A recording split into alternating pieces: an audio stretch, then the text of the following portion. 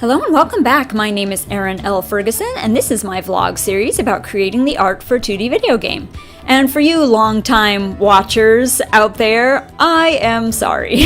Today's episode is yet another episode of me drawing buildings and furniture. Last week we got to take a little bit of a break. I drew plants last week, but unfortunately, like you already know if you've been watching for a while, I am still working on this whole kingdom. I'm populating the entire area, and that means, we've got to have buildings and things to put in those buildings. But the good news is I am done with all of the art. As of this recording, I am done with all of the art for all of the buildings, all of the assets, all of the sprites, everything that needs to go in that building. Or in that kingdom, all of the buildings that need to go in that kingdom. I am completely done, which feels really, really good. The only things I have left to do, I've got to do a couple of interior mock-ups. So today, on this video, I am drawing like the royal stables. So I am drawing the royal stable where like Pontus and his family, they keep their horses, and I am also drawing their stable master, Morgan, her house. So this is her domain. She takes care of all of the horses in the stable. But on the grounds, I also wanted to have like a little outbuilding, basically, where she lives. It's just a small little place. It'll have, the basic necessities in there, like, a bed, a stove, and, a couple of little personal items. But that's kind of it.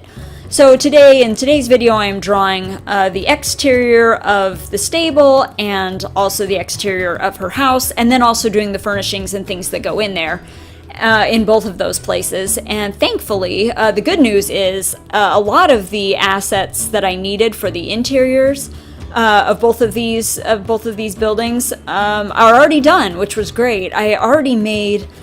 For example, I made like stalls and things like that, and troughs, and like a feeding bin. I made a bunch of those things already for the barn that is on the player's property, and I was able to reuse them for the stable. I did make a few more unique items, more horsey type items, like feed buckets and ropes and things like that to put in there.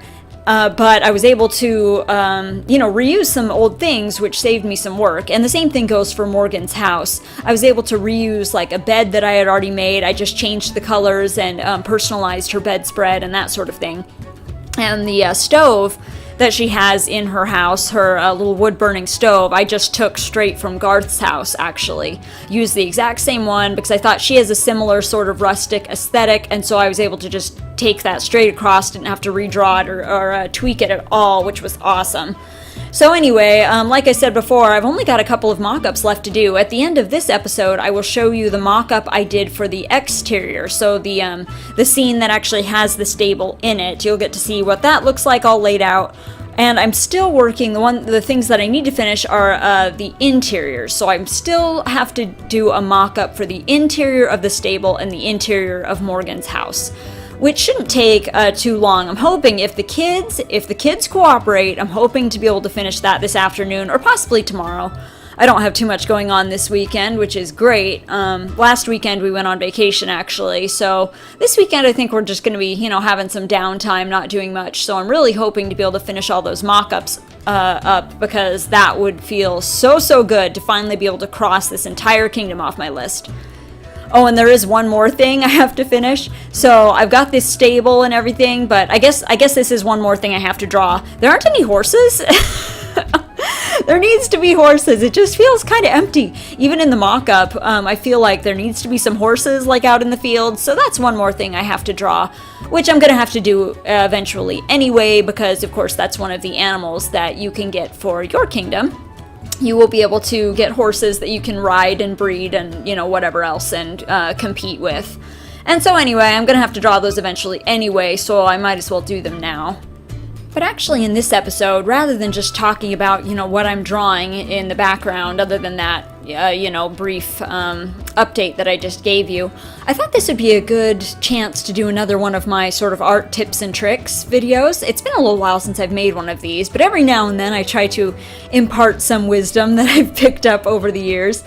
And there's a pretty common problem I see among artists, and I see this in particular with female artists, maybe more than male artists. And I mean, I have various theories about why that might be. I think a lot of I think a lot of women just have guilty consciences, frankly, but I know I certainly do.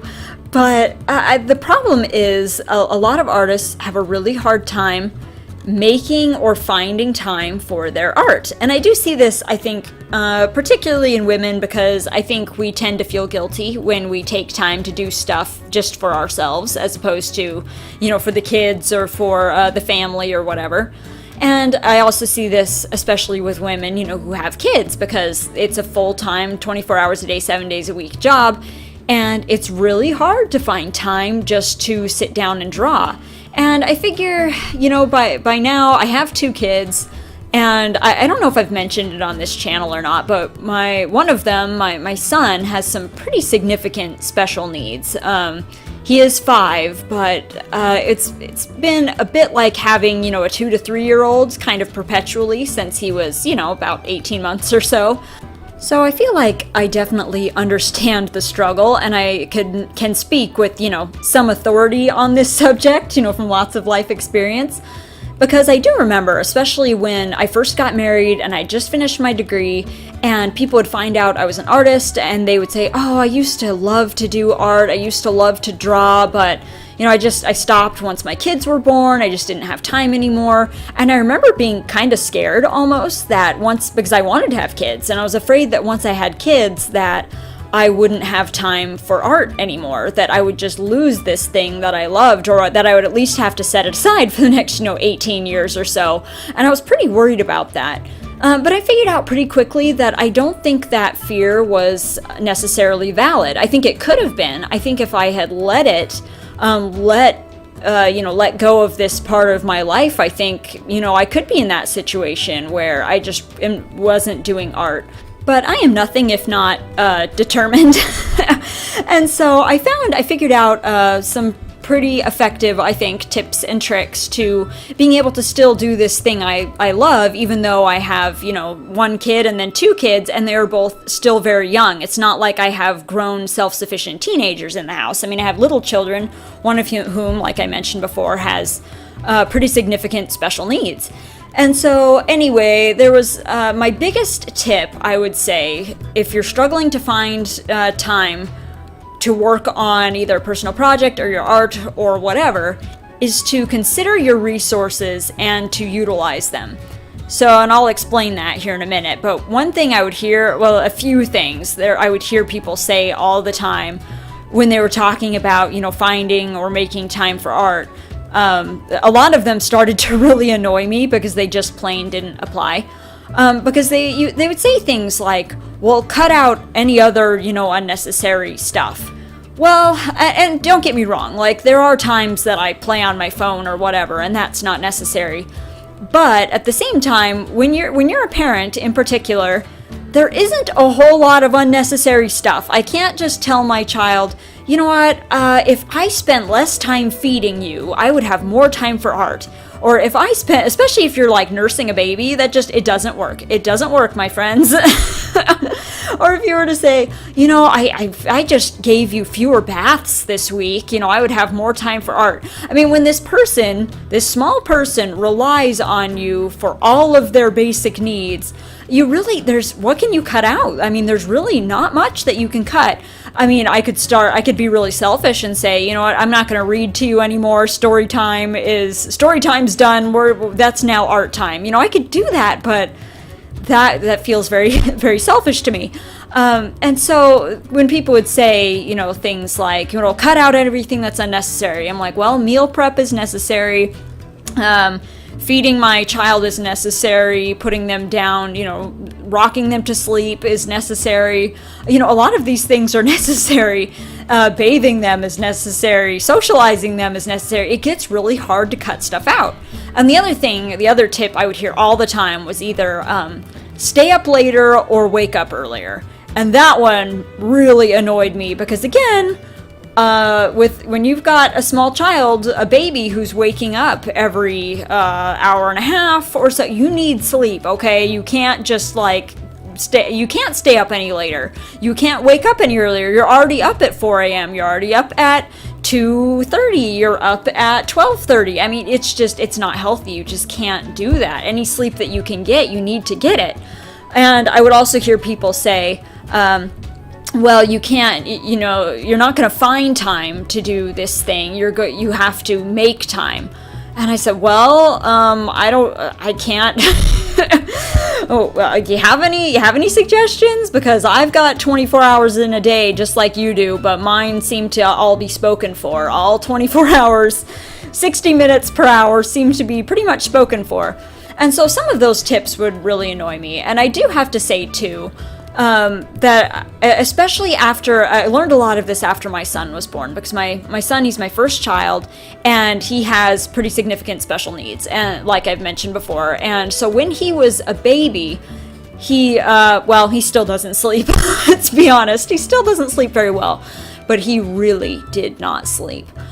He was up, every 90 minutes on a good night, all throughout the night. And during the day, he would take 2 20-minute cat naps a day. And that was it. That was all I had, to shower, just to sit down for a minute. I mean, he was a pretty tough baby. And when he was awake, he needed to be carried all of the time and rocked. He needed constant, stimulation, constant motion. My daughter is much, much easier. But my son, he was a pretty tough baby, especially a tough first baby. And I was, what would happen, I figured out was, I would use those when I had those 2 20-minute naps or whatever. I would use those to quickly take a shower or to, load the dishwasher or something that just desperately needed to be done. And I was just getting so burnt out. By the end of the day, I just, I could barely keep my eyes open. I was so burnt out because I didn't have a scrap of me time. And so I started really analyzing, because it's like, I want to be drawing. I was just dying, to just work on something, to just draw or work on something for me. And so I started analyzing, and there wasn't a whole lot I could cut out. Like I said, there wasn't a whole lot I could cut out of my day. You still need to exercise, especially you moms, you need to exercise still. I mean, it's really important for your mental health. I still needed to exercise. I still needed to make healthy food. I still needed to take care of this child. And, so I started thinking, I was like, I really don't have, I didn't feel like I had anything that I could cut out. I certainly couldn't just start waking up earlier or going to bed waking up earlier or staying up later. I mean, that was impossible. I was already up all night with the baby. And so I couldn't do some of those things, and I couldn't just make time. I couldn't just make time. So I started asking myself, what resources am I not utilizing? What resources do I have that I could be using? And it kind of hit me over the head. I realized, I had those 2 20-minute naps, but I was using them for the wrong things. The thing that I was not utilizing, that I really needed to be utilizing, was my husband. So he would, he was at work all day, but once he got home from work, I was using that time to then, make dinner and to get food on the table and to do chores, to vacuum the house or whatever.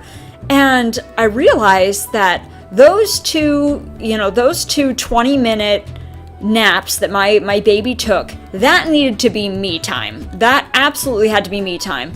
And once my husband came home, he was delighted to spend time with his son. He couldn't wait to get home and to hold his baby and to talk to him. And it's like, why am I not utilizing him? And so I started changing what I did instead. I would leave a sketchbook out with my pencils, it was open. I wouldn't just leave it out. It was open, to a blank page. I would have my pencils on it. And so the moment my baby went down for that 20-minute nap, I didn't shower, I didn't do dishes, I didn't do any of those things, no chores whatsoever. That was me time. That was the time I was going to draw. And so I plopped myself down in a chair and I drew for, 20 minutes or whatever. I mean, it was just enough to keep me sane, basically. So I had that, twice a day if I was lucky. And then as soon as my husband came home, I could hand off the baby and I would take a shower. I would load the dishwasher. I would start dinner. And it was a bit of a sacrifice for him too, because before I had been trying to start dinner before he came home. But once I started using that, 20 minutes for me time, he would get home. I hadn't even started yet, which meant that we ate later. But it was, it was a team effort. He helped me. He would watch the baby so that I could get food on the table and do things like that. But I was sure a lot happier having had just a little bit of time to just decompress during the day. And I will mention, too, that it got better, after a while. That was definitely the hardest time, was when I had this little baby who had to be held all the time, who didn't sleep. That was definitely the hardest time, but I still, by utilizing this person in my life that I hadn't been utilizing, I was able to still, keep up with this thing that I love to do. And of course, like I said, it did get better. Obviously, kids, they get older and situations change, and I've found other ways. Now my son is he's in a special therapy program for several hours a day. We call it school, but it's a special therapy program. And so while he's gone, my daughter takes a nap and I work on art, and it's not as much of a struggle as it once was. But I feel like because I learned that lesson early, I'm able to use my time more wisely now. I have more of it. I have, a good, at least a couple hour chunk, 1 to 2 hours while my son is at school and my daughter takes a nap. I have this chunk, and I know now not to use that time for other things, not to use it. If I have errands to run, I can run them before, I can run them after, I can clean another time, I can shower another time. This is art time. Like, this time is sacred. And so I feel like if you're in that position where it's just like you cannot squeeze one more second out of your day, stop trying to. My advice is to stop trying to squeeze more time out of your day. You don't need to. Just look at the resources that you have, and a lot of times resources are people. And you might not necessarily be married. You might have maybe your parents. You could go over there for a few hours so they can, be an extra set of eyes on your kids or whatever, so that you can get some drawing in. Or maybe you have a friend that you can swap childcare with, like a couple of days a week. You watch each other's kids so that the other person can go out and do something that they want to do. But just start looking at, who are your friends, who are your family, or any other programs, that you could utilize to help you, actually get some you time, because you do need it. You do need that time to be a real individual and to keep your skills up, because you have talents. Everybody has talents, and you do need time to work on those things, your gifts and your interests. You don't want to let those burn out and fizzle. So anyway, hopefully somebody's found this bit of advice useful. I kind of meant it in a general sense, how to find time to work on your art or personal project, but I think it ended up being geared more towards parents because, well, that's what I know. Talk about what you know. So anyway, I hope you've enjoyed this episode. As always, I will be back next Friday, with another one. And until then, enjoy the rest of your week.